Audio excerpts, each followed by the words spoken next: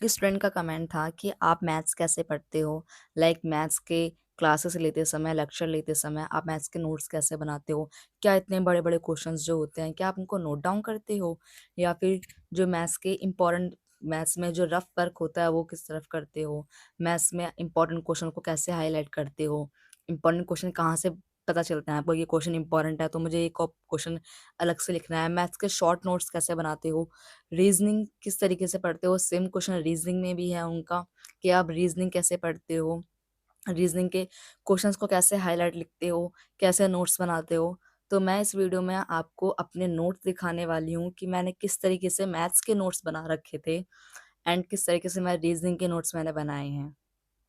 तो वीडियो को पूरे एंड तक देखना। वीडियो बहुत ही इंफॉर्मेटिव होने वाली है, स्पेशली फॉर बिगिनर्स जो मैथ्स के न्यू न्यू नोट्स बनाते हैं, कैसे मैथ्स को पढ़ते हैं एंड कैसे रीजनिंग को उनको पढ़ना चाहिए, ताकि जब वो एग्जाम के टाइम पे उस चीज को पढ़ने बैठे तो उनके दिमाग में ये ना घूमे, यार ये चीज यहाँ पर है, वो चीज वहां पर है, ऐसा हुआ ना बने उनके दिमाग में। सबसे पहले मैं आपको अपने मैथ्स के नोट्स दिखाती हूँ। सबसे पहला जो स्टूडेंट का डाउट था क्या लॉन्ग लॉन्ग क्वेश्चंस को लिखना पड़ता है मैथ्स के। तो देखो, मैथ्स के लॉन्ग क्वेश्चंस को लिखने की नीड नहीं है। आप क्वेश्चन को इस तरीके से लिखो कि क्वेश्चन शॉर्ट फॉर्म में रहे, जैसे कि a+b 12, मतलब a और b दोनों मिलकर 12 यूनिट का काम करते हैं, b और c दोनों मिलकर 15 यूनिट का काम करते हैं। तो इस तरीके से आपको लिखना पड़ेगा, लिखना सीखना पड़ेगा कि शॉर्ट फॉर्म में मैं इस चीज को लिखूं। अगर मैं ऐसे लिखती a+a एंड b दोनों मिलकर 12 यूनिट काम करते हैं, अगर मैं इस तरीके से लिखती हूँ तो ये क्वेश्चन ही 3 लाइन का बन जाता। ठीक है, तो आप शॉर्ट फॉर्म में लिखने की ऐसे प्रैक्टिस करो। फिर उसके बाद जिस चीज को मैं शॉर्ट फॉर्म में नहीं लिख सकती उसको मैंने ऐसे लिख लिया। कहने के लिए मैं इसको शॉर्ट फॉर्म में लिख सकती थी, बट उस वक्त माइंड में नहीं आया तो मैंने इसको नोट डाउन कर लिया। अब स्टूडेंट का डाउट था, अब मैं यहाँ पे सोल्यूशन लिख रखा है मैंने पूरा इस तरीके से। ठीक है, अब स्टूडेंट का डाउट था क्या रफ वर्क को भी उसी वक्त करना है, इस पे करना है, क्या रफ वर्क को अलग से करना है। देखो, रफ वर्क में मुझे नहीं पता आप किस टॉपिक चीज की बात कर रहे हो। लाइक अगर आप डिवाइड या मल्टीप्लाई की बात कर रहे हो तो वो बात अलग है, बट मैं तो आपको यही सलाह दूंगी कि रफ वर्क भी आपको इसी सोल्यूशन में करना है, वो आपको अलग से नहीं करना है। जब आप रफ वर्क इसी पेज पे करोगे, उससे आपको पता चलेगा कि हाँ इसमें क्या क्या इंपॉर्टेंट था, कि इसमें ये चीज कहाँ से आई कहाँ से नहीं आई। तो आपको जो भी रफ वर्क है आपको वो भी हैंड टू हैंड वहाँ पे लिखना है। लाइक यहाँ पे देखो, अब ये क्वेश्चन है, मुझे दिख रहा था यहाँ पे कि मैं इसको नहीं लिख सकती, कहने के लिए इस फॉर्म में लिखा जा सकता था, इसको भी, इस पूरे क्वेश्चन को भी शॉर्ट लाइन में यहाँ पे लिखा जा सकता था, बट मैंने नहीं लिखा। क्यों? क्योंकि मुझे पता है कि भाई अगर मैंने इस फॉर्म में लिखा, मुझे सोल्यूशन लिखने का ही नहीं पता था, कैसे लिखूंगी। तो जो क्वेश्चन आपको नहीं पता, नहीं लिख पा रहे हो आप उसको, तो उसको तो आपको पूरा उतारना ही है। बट मैंने इसमें बहुत सारी चीजें स्किप करी हैं। ठीक है, तो आप ये क्वेश्चन लिखते समय आप धीरे धीरे आपकी प्रैक्टिस बनेगी कि ऐसे कौन से पॉइंट्स को मैं स्किप कर दूं जो मुझे मुझे बस क्वेश्चन समझ में आना चाहिए रिवीजन के टाइम पे। मेन मोटिव मेरा ये है। ठीक है, अब यहाँ पे देखो, मैंने इसके बाद सोल्यूशन लिखा है यहाँ पर। अब मैंने सोल्यूशन में हर चीज नोट करी है, यहाँ पर आप ये देख सकते हो, यहाँ पे मैंने 3 भी लिखा है, इसको मैंने काटा भी है। अगर मैं इसको नहीं काटती, अगर आप इसको रफ वर्क में काउंट कर रहे हो तो आप गलती कर रहे हो, ये रफ वर्क नहीं है आपका। ठीक है, अगर आप इसे अभी नहीं लिखोगे तो आपको प्रॉब्लम होगी, जैसे कि ये लिखा हुआ है और उसके बाद मैंने सोल्यूशन लगा के ये भी लिखा है। ठीक है, अगर आप इसकी डिवाइड करें तो आप यहाँ पर डिवाइड करो उसकी, क्योंकि अगर आप अभी से, अगर आप बिगिनर हो, अगर आप इन्हीं चीजों की अभी से हैबिट नहीं बनाओगे तो इन फ्यूचर आपको प्रॉब्लम होगी। इस क्वेश्चन को देखो जरा, इसका मतलब ये है कि 2 मैन और 7 वुमेन मिलकर 28 यूनिट काम करते हैं एंड 6 मैन और 16 वुमेन मिलकर 11 यूनिट काम करते हैं। तो 5 मैन और 4 वुमेन कितना यूनिट काम करेंगे। आपको इस तरीके से लिखना आना चाहिए, ये आपको धीरे धीरे हैबिट में आ जाएगा। जब आप सोल्यूशन देखोगे टीचर्स के, जो टीचर्स बेसिक से करवाते हैं, अगर आप सोल्यूशन देखोगे तो इस तरीके से करवाते हैं सोल्यूशन को। तो आपको डायरेक्ट ये पॉइंट लिखना है जो आपको डायरेक्ट देखते ही समझ में आ जाए कि हाँ मेरे को क्वेश्चन समझ में आना चाहिए। अब उसके बाद देखो मैंने सोल्यूशन कर रखा है अपना, और जो चीज मुझे इंपॉर्टेंट लगती है कि हाँ पे ये चीज काट के कितने की आई। भाई जब तुम सिलेबस अपना बना रहे हो, जब अपने नोट्स अपने बना रहे हो, तो बिल्कुल बेसिक से चलो, जीरो से भी, एकदम जीरो से। अगर तुम्हें लगता है कि मुझे 2 का पहाड़ लिखने की नीड पड़ रही है तो लिखो भाई इसको, क्योंकि अगर आपका बेस, आपका फाउंडेशन ही स्ट्रांग नहीं होगा ना, तो आप हाई बिल्डिंग तक कैसे पहुंचोगे? आप अपनी बेसिक चीजों को अभी कंप्लीट करते चलो, ठीक है? एकदम बेसिक बेसिक। देखो मुझे 10+4 लिखना पड़ा यहाँ पर, जबकि मैं डायरेक्ट 14 लिख सकती थी, ठीक है? बेसिक चीजों को अपनी हैंड टू हैंड लिखते चलो अच्छी तरीके से। उनका डाउट है कि जो इम्पोर्टेंट क्वेश्चन है उनको हाईलाइट कैसे करें या इम्पोर्टेंट क्वेश्चन को अलग कैसे लिखें। देखो मुझे यहाँ पे ये बात इंपॉर्टेंट लगी, कहने के लिए पूरा सोल्यूशन हो चुका था, बट इसको इन शॉर्ट में मैं इस तरीके से कर सकती थी, तो मैंने इसको अलग पेन से लिख लिया।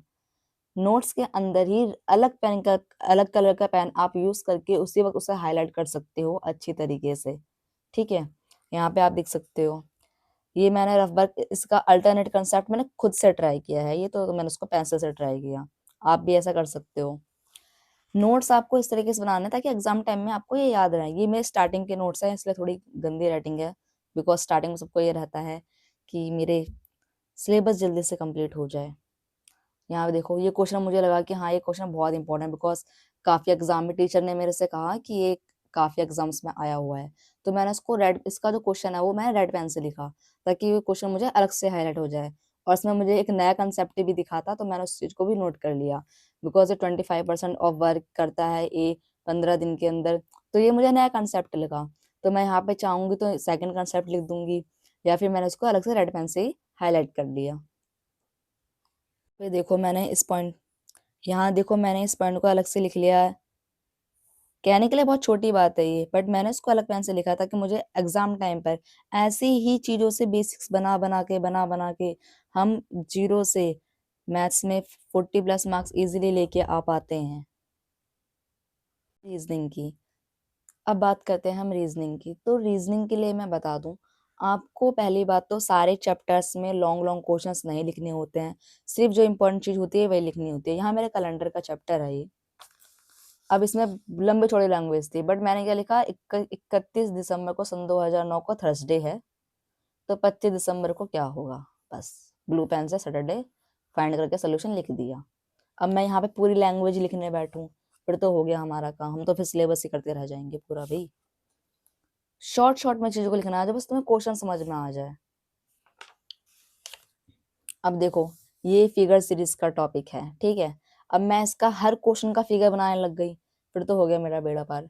मैंने क्या करा, बस एक क्वेश्चन लिया, इसका कंसेप्ट समझा, अच्छे से हाईलाइट करके एक बार में उसको लिख लिया, फिर उसके बाद टीचर जो प्रैक्टिस करा रहा है बस प्रैक्टिस करा। और प्रैक्टिस के दौरान अगर कोई क्वेश्चन आपको ऐसा लग रहा है कि हाँ ये क्वेश्चन नया है या फिर इसमें नया कंसेप्ट है, लाइक इस वाले क्वेश्चन में नया कंसेप्ट था, तो मैंने इसको भी नोट डाउन कर लिया, ठीक? आपको सिर्फ कंसेप्ट वाले टॉपिक ही नोट करने हैं, बाकी प्रैक्टिस आपको नोट नहीं करनी है रीजनिंग की। ने मेरा पूरा नोट्स देख लिए हैं, नोट्स थोड़ी हैंडराइटिंग मेरी गंदी है, ठीक है? आप अपने हैंडराइटिंग में साफ साफ अच्छी तरीके से नोट्स बनाओ ताकि एग्जाम टाइम पे आपको प्रॉब्लम ना हो, ठीक है? मैंने बता दिया कि नोट्स आपको लेक्चर के टाइम पे किस तरीके से बनाने हैं, एंड किस तरीके से आपको एक एक चीज को, जो चीज आप शॉर्ट में लिख सकते हो उसे शॉर्ट में लिखो। और सोल्यूशन अगर टीचर ने 3 तरीके से सोल्यूशन कराया तो तीनों तरीके के सोल्यूशन को नोट करो। हालांकि जो सोल्यूशन तुम्हें इजी लगे उसको बाद में हाईलाइट कर लो अलग पेन से, बट सोल्यूशन तीनों तरीके के नोट करो, बिकॉज कब कौन सा किस तरीके से काम आ जाए आपको नहीं पता। आप जब बिगिनर हो तो आपको कुछ भी चीज स्किप नहीं करनी है, आपको हर चीज को अच्छे से नोट करना है, बिकॉज अभी आपके पास इतना एक्सपीरियंस नहीं है कि आपको ये पता चल सके कि कौन सी चीज हमारे लिए कब इम्पोर्टेंट। के बाद मैथ्स के या रीजनिंग के शॉर्ट नोट्स कैसे बनाने हैं। देखो रीजनिंग के शॉर्ट नोट्स बनाने की इतनी जरूरत नहीं पड़ती है, बट आप बना सकते हो आप अपनी लैंग्वेज के अकॉर्डिंग। मैं आपको अपने मैथ्स के शॉर्ट नोट्स दिखाती हूँ कि मैं मैथ्स के शॉर्ट नोट्स किस तरीके से बनाती हूँ। पूरा लेक्चर कंप्लीट करने के बाद, एक चैप्टर को कंप्लीट कर लिया, उसके पहले प्रीवियस ईयर क्वेश्चंस अटेम्प्ट करने हैं, बिकॉज बहुत सी चीजें ऐसी होती हैं जो हमें लेक्चर के दौरान पता नहीं चलती हैं, पर पता चल कब चलती है जब हम प्रीवियस ईयर क्वेश्चन लगा लेते हैं। सो मैथ्स के रीजनिंग के जब प्रीवियस ईयर क्वेश्चन लगा लो, उसके बाद आपको शॉर्ट नोट बनाने हैं हर चैप्टर के। तो मैं आपको अपने शॉर्ट नोट्स दिखाती हूँ कि मैंने शॉर्ट नोट्स कैसे बना रखे हैं। ये मेरे सर्कल में ज्योमेट्री के शॉर्ट नोट्स हैं, आप देख सकते हो। मैंने से इंपॉर्टेंट इंपॉर्टेंट चीजों को यहाँ पे लिख रखा है, जैसे बहुत बेसिक चीजें कहने के लिए तो ये, बट मैंने फिर भी नोट कर रखी है, बिकॉज मुझे शॉर्ट नोट्स में एक एक चीज क्लियर चाहिए ताकि मुझे बाद में प्रॉब्लम ना हो। इस तरीके से यहाँ पे देखो, अब यहाँ पे देखो ये कहने के लिए मैंने 5-6 क्वेश्चन में मैंने इस चीज को समझी थी, बट मैंने यहाँ पे शॉर्ट नोट में इसको इस तरीके से लिख लिया कि जब अपोजिट होंगे तो प्लस करना है, अगर सेम साइड होंगे तो यहाँ माइनस करना है, इस तरीके से सिर्फ इंपॉर्टेंट चीज़ को आपको लिखना है शॉर्ट नोट्स के अंदर। आपको डिफरेंट कलर के पेन्स का भी इस्तेमाल करना है शॉर्ट नोट्स के अंदर। फिगर बनाया, बस इसकी डायरेक्ट जो भी आउटकम है वो लिख लिया, ठीक। कोई डेरिवेशन नहीं लिखनी है आपको इसमें, क्योंकि डेरिवेशन एग्जाम में नहीं आती है। देखो, मैं अपनी लैंग्वेज में भाई चीज़ों को लिख लो, था भाई पढ़ना तुमको है, किसी और को नहीं पढ़ाना है। मैंने अपने हिसाब से अपने नोट्स बना रखे हैं, आपको भी ऐसे अपने हिसाब से अपने नोट्स बनाने हैं, इसी तरीके से। यहाँ देखो, मैं डिफरेंट कलर के पेन का इस्तेमाल कर रखा है। ये देखो, ये चीज़ बहुत इंपॉर्टेंट, तो मैंने इसको इस तरीके से लिख लिया अपनी लैंग्वेज में। हमें अपने नोट्स खुद को समझ में आना चाहिए, हमें किसी पड़ोसी को, किसी और इंसान को अपने नोट्स नहीं देने हैं। सो आपने मेरे मैथ्स के शॉर्ट नोट्स पे देख ले कि मैं मैथ्स के शॉर्ट नोट्स कैसे बनाती हूँ। एंड अगर आपको किसी भी चैप्टर के शॉर्ट नोट्स चाहिए तो आपको मेरा टेलीग्राम चैनल ऐसे टिप्स बाय लक्ष्मी राज पे मिल जाएंगे। सिंपली आपको कमेंट करना है एंड वो आपको शॉर्ट नोट्स भी मैं वहाँ प्रोवाइड कर दूंगी। बट मैं आपको ये सलाह दूंगी कि आप अपने आप से, अपने हाथ से अपने शॉर्ट नोट्स बनाओ। बिकॉज आप जब खुद से शॉर्ट नोट्स बनाओगे तो वो चीज़ आपके माइंड में रहेगी, एंड जब आप एग्जाम के टाइम उसको रिवाइज करोगे तो आपको वहाँ पे इजीली रिवाइज भी हो जाएगा। आपका जो भी डाउट था वो मैंने इस वीडियो के अंदर पूरा समझा दिया अच्छी तरीके से। एंड इसके बाद भी किसी भी स्टूडेंट को कुछ भी डाउट है देन वो फ्रीली नीचे कमेंट बॉक्स में कमेंट कर सकता है। आप कमेंट करने में आपका कुछ नहीं जाएगा, ठीक है। सिंपली अपना डाउट को कमेंट करो एंड आपको रिप्लाई जरूर मिलेगा। आप मेरी प्रीवियस वीडियो देख सकते हो, मैंने सारी वीडियोस पे कमेंट जरूर किया है एंड आपको भी आपके कमेंट का रिप्लाई जरूर मिलेगा। थैंक्स, मिलते हैं किसी अगली वीडियो में।